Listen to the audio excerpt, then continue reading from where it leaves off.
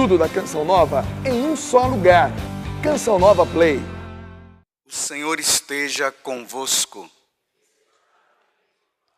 Proclamação do Evangelho de Jesus Cristo, segundo Marcos.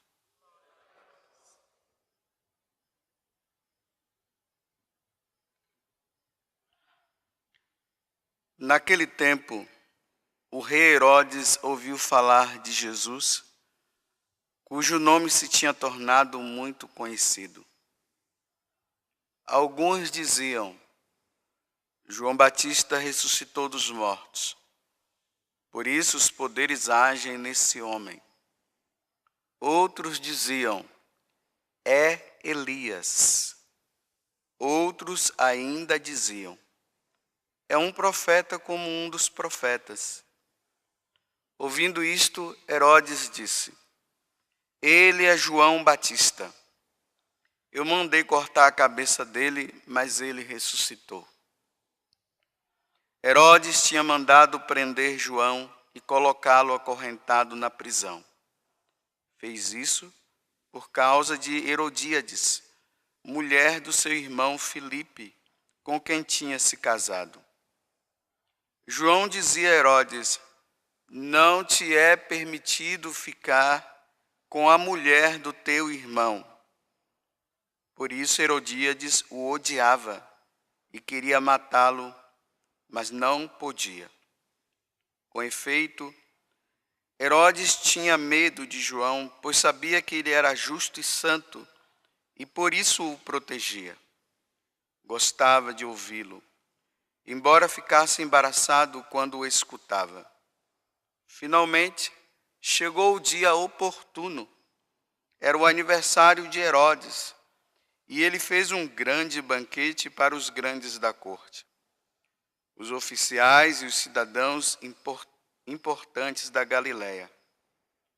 A filha de Herodíades entrou e dançou, agradando a Herodes e seus convidados. Então o rei disse à moça: pede-me o que quiseres e eu te darei.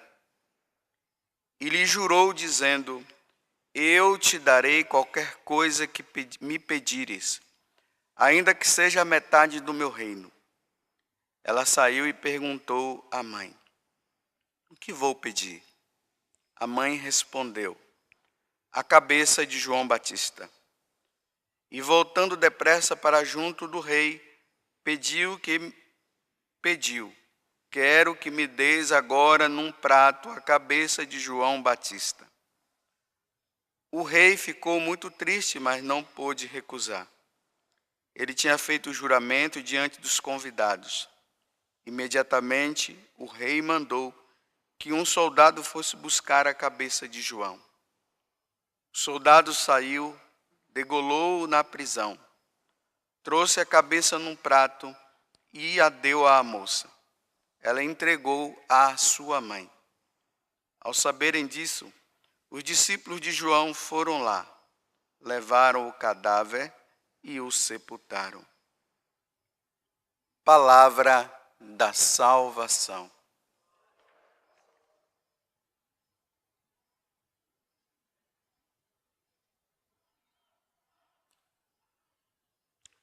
Hoje o Evangelho mostra essa fatalidade, né? A forma como Herodes, por causa de Herodíades, mandou matar João Batista. Mas por que ela mandou matar João Batista? Por que mandou degolar João Batista? Por causa de uma grande verdade que João Batista estava falando em relação ao que Herodes e Herodíades viviam. E a questão é simplesmente essa: Herodes, a mulher que você vive hoje não é a sua esposa. Ela é esposa do seu irmão. Então, o que é que João Batista estava dizendo? Herodes, você está vivendo o adultério. Você não pode continuar nessa condição. Essa mulher é a mulher do seu irmão. E aí entra o grande problema, né? Herodes queria continuar com aquela mulher e Herodíades queria continuar com ele, embora não fosse o esposo dela. E aqui, meus irmãos, nós nos deparamos com um dos grandes dramas da sociedade de hoje. Essa voz de João Batista, ela continua soando em toda a igreja. A mulher que você vive não é a sua esposa. O homem que você vive não é o seu esposo. Ele é esposo da outra. Ela é esposa do outro. E as pessoas não querem ouvir essa voz, que é uma voz de salvação para aquela pessoa. Vocês viram na carta aos Hebreus que está dizendo bem assim: Jesus Cristo é o mesmo ontem, hoje e por toda a eternidade. Então, o que é que na carta aos Hebreus está dizendo? Ele está dizendo assim: Deus não muda o que Ele diz. O que Deus diz, Ele não vai mudar. Nunca Ele vai mudar. Os homens até desejariam que Deus mudasse o que Ele disse, mas Deus não vai mudar o que Ele disse.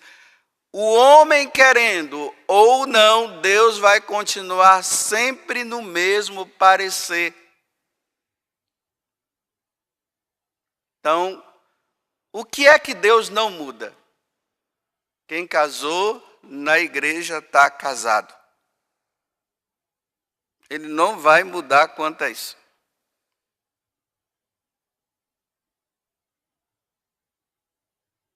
Aí, eu vou ler aqui algumas passagens, né? Primeiro da Sagrada Escritura, no que diz respeito à questão do casamento, né? Aquele homem e aquela mulher que conscientemente, de forma consciente, eles casaram. Prometo amor e fidelidade a você por toda a minha vida. E depois o sacerdote disse: o que Deus uniu, o homem não separa. A primeira passagem, porque tem gente que gosta muito que quando a gente coloca, está escrito na Bíblia, né? Está escrito na Bíblia. As pessoas costumam ficar falando isso, né? Isso é uma ideia até de Lutero, né? Tem que estar escrito na Bíblia. Se não tiver, Lutero, e ele semeou isso. E se não tiver escrito na Bíblia, então pode fazer o que quiser. E claro, não é bem assim, né?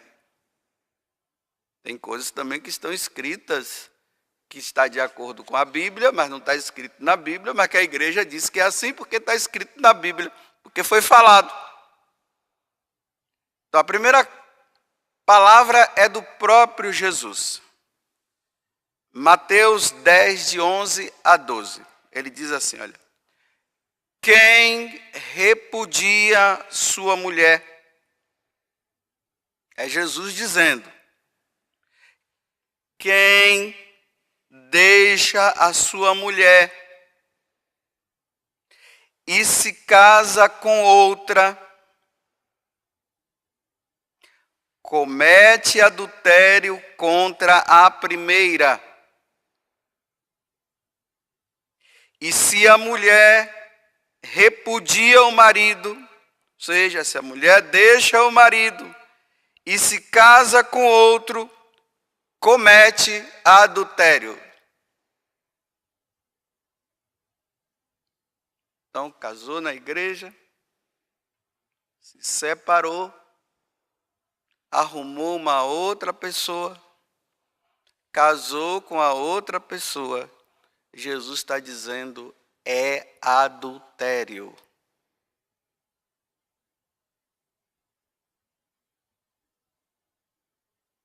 Jesus Cristo é o mesmo ontem, hoje e por toda a eternidade. Jesus não mudou esse conceito. Deus não se contradiz. São Paulo, agora São Paulo, carta aos Coríntios, capítulo 7, versículo 39. Está na Bíblia. São Paulo agora dizendo: a mulher está ligada ao marido enquanto ele viver. Então, a mulher está lá casada. O homem está casado. Casou na igreja. Enquanto ele viver, eles estão casados. Enquanto ela viver, eles estão casados. Ela está casada. Ah, mas nós nos separamos. Sim, você se separou, sim. Você foi para uma outra casa, ele foi para uma outra casa. Estão separados de corpos, estão separados de casa, mas continuam casados, não estão solteiros, estão casados. É isso que São Paulo está dizendo, que é o que Jesus falou.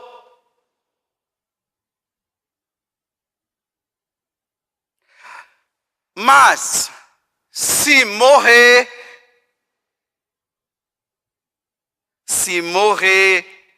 o marido, se morrer a esposa, ela fica livre.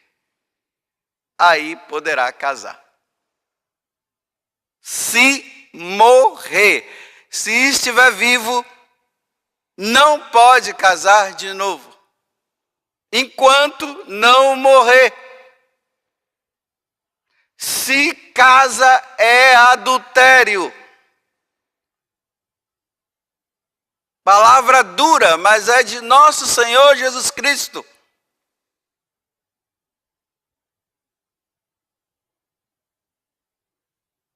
Qual é o nono mandamento?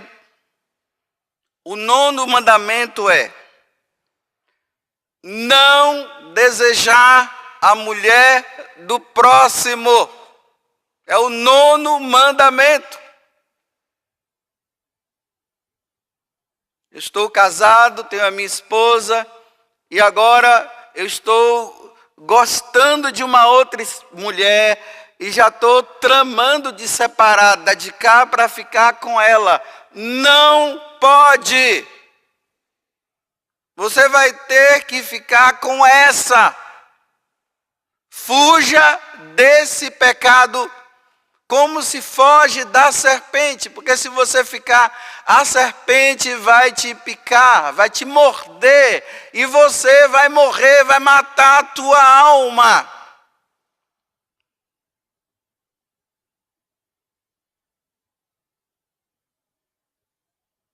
Eu estou dando a paradinha para você pensar.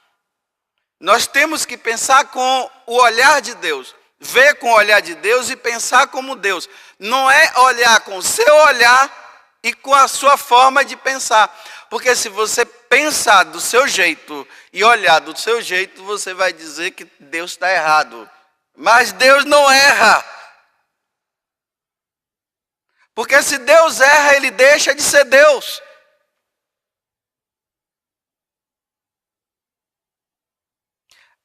Vamos agora ao Catecismo da Igreja.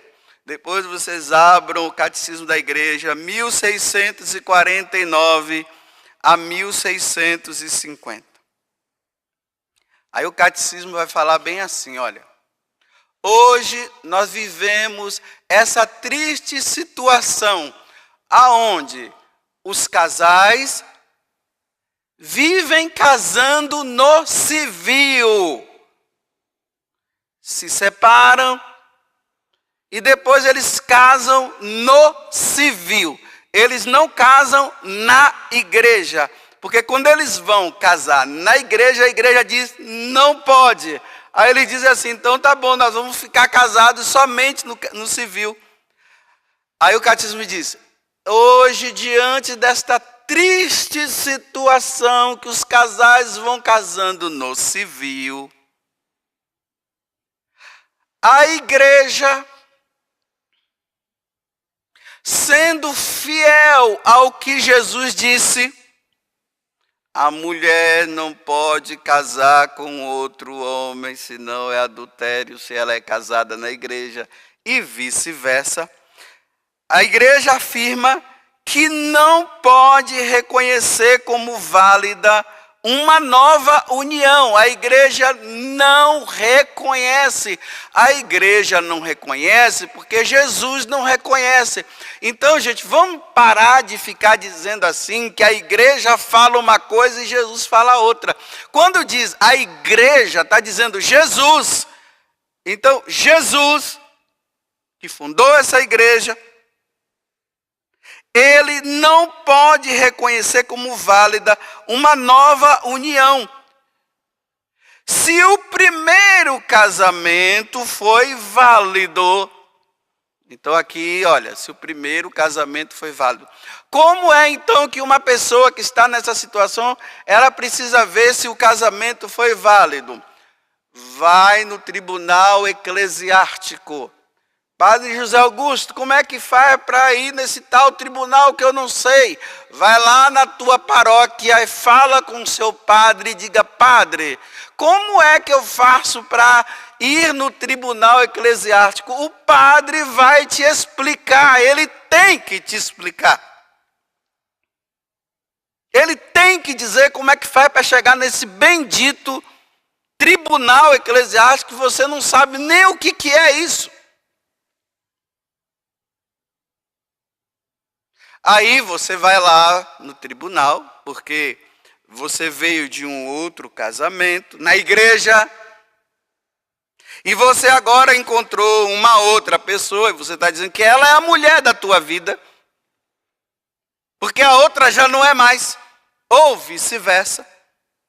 Então você vai dar entrada, você vai falar por que levou você a se separar daquela outra pessoa, e aí a igreja vai ver se aquele casamento foi válido, apesar de ter acontecido. Se a igreja vê que aquele casamento não aconteceu, apesar de ter tido toda a celebração, mas aquele casamento não foi válido, aí a igreja diz, bem, esse casamento não é válido. Aí você pode casar com essa outra pessoa. Mas se a igreja diz, esse casamento é válido, você não pode casar com essa outra pessoa. Ó, que situação difícil. E a igreja sofre, e Deus sofre com isso. Mas Deus sofre, mas ele não pode se contradizer, ele não pode dizer agora, não, gente, está liberado. Deus não libera. Só se não aconteceu o casamento. Aí o catecismo continua. Ficam numa situação que contraria objetivamente a lei de Deus. Qual é a lei de Deus? Não desejar a mulher do próximo. O que Deus uniu, o homem não separa. A lei de Deus é, se um homem repudia a sua mulher e casa com outra, é adultério. Portanto, não podem ter acesso à comunhão eucarística. Não podem comungar. E por que não podem comungar? Porque estão em pecado, e estão em pecado mortal. Quem está em pecado mortal não pode receber a Eucaristia. Ah, mas o padre me liberou. O padre não pode liberar. Se o padre libera, ele está indo contra a lei de Deus.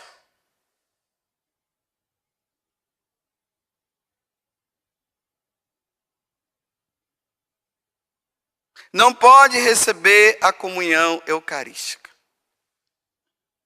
Enquanto perdurar essa situação.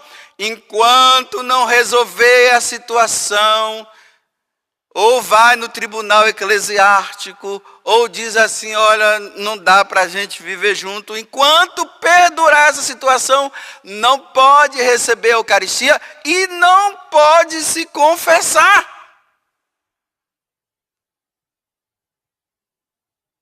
Não pode receber a Eucaristia e não pode confessar. E aí continua dizendo assim. E não pode, por causa de estarem vivendo essa situação de adultério, não pode ter cargos na igreja. Olha, porque tendo cargo na igreja, está dando mau testemunho para os outros. Está dizendo para os outros, não tem problema, a gente pode viver assim. E não pode. Está no catecismo da igreja. A não ser, agora o catecismo diz assim, a não ser que os dois se proponham a viver a continência.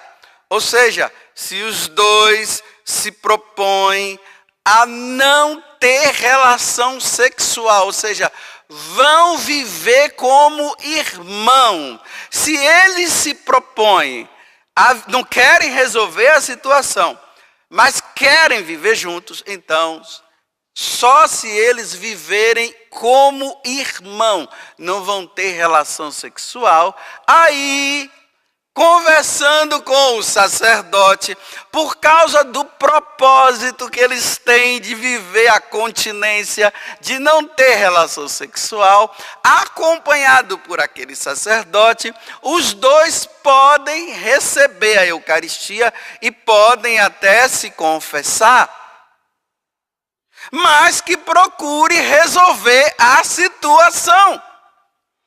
Agora, o maior drama e o maior problema, sabe onde é que está? É que as pessoas não querem resolver o problema.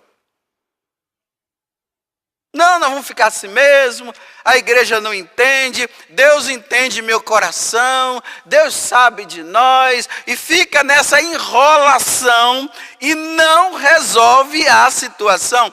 Agora, você não resolve a situação e você está disposto a morrer assim? O primeiro que morrer vai prestar contas a Deus do adultério. E quem está no adultério não entra no céu, vai para o inferno. Essa é a verdade que nós padres temos medo de dizer. E eu não posso ter medo de dizer porque é a verdade de Deus.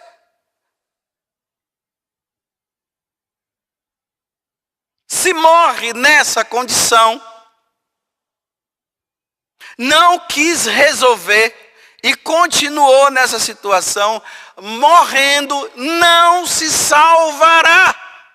Padre José Augusto, você está julgando? Não, é Deus que está julgando. É adultério.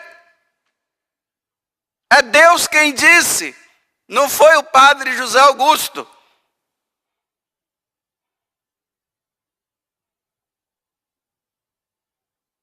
Aí eu fico preocupado, né? Agora é o Padre José Augusto preocupado com esse drama desses casais que persistem em continuar nessa situação e não querem resolver.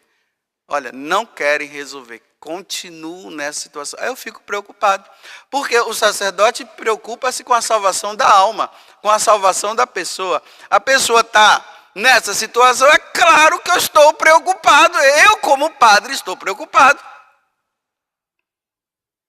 Porque a pessoa está caminhando para o abismo e ela fica dizendo, não, Deus nos ama, nós somos bem, afinal de contas, tem gente que está casada na igreja, não vive bem, nós estamos bem, blá, blá, blá, blá, blá, blá, blá, e ficam nesse blá, blá, blá, blá, blá, blá, e morre assim. Aí eu fico preocupado com os filhos que veem os pais nessa situação e falam para os pais mudarem e os pais não mudam. E persistem. Acabou a homilia. Cada um responda pelos seus atos. Você acabou de ouvir a verdade é essa. Cada um responda pelos seus atos. E eu vou continuar rezando a missa, oferecendo a Deus, pedindo a Deus para que Deus tenha misericórdia dos casais que não querem resolver essa situação, que Deus tenha piedade deles, e eu vou continuar fazendo jejum, vou continuar fazendo penitência, me penitenciando, para que os casais abram a mente e mudem de vida. A minha parte de padre eu vou fazer. Tudo da Canção Nova em um só lugar. Canção Nova Play.